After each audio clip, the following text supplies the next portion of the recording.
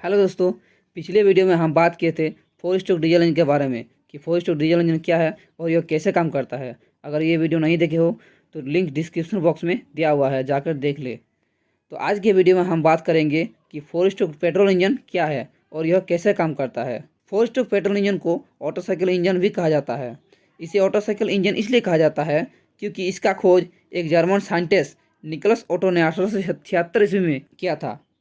उसी के नाम पर इसे फोर स्ट्रोक ऑटोसाइकिल इंजन कहते हैं।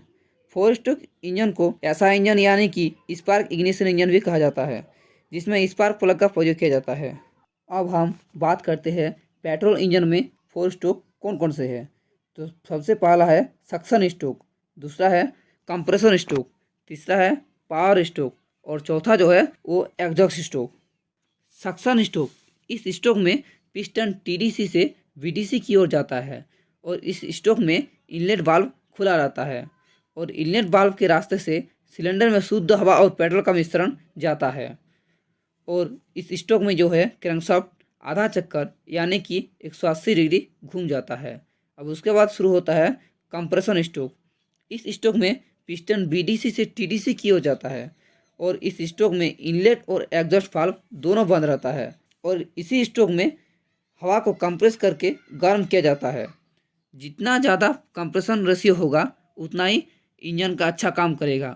इसका जो टेम्परेचर होता है वो 250 डिग्री सेल्सियस से 350 डिग्री सेल्सियस तक का होता है और फ्यूल का जो प्रेशर है वो 6 से 12 केजी 4 सेंटीमीटर स्क्वायर हो जाता है। और इस स्ट्रोक में भी क्रैंकशाफ्ट जो है आधा चक्कर यानी कि 180 डिग्री घूम जाता है। अब तीसरा है पावर स्ट्रोक।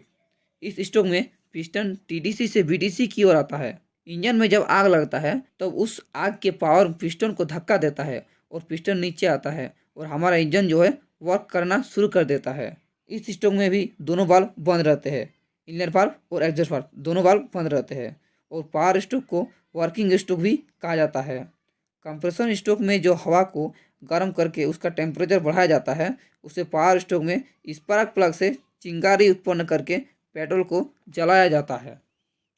और पावर स्ट्रोक में टेम्परेचर 1800 डिग्री सेल्सियस से लेकर 2500 डिग्री सेल्सियस तक हो जाता है और पिस्टन में लगने वाला फोर्स जो है वो प्रेशर जो है वो जो है 30 से 40 किलोग्राम फोर्स पर सेंटीमीटर स्क्वायर होता है।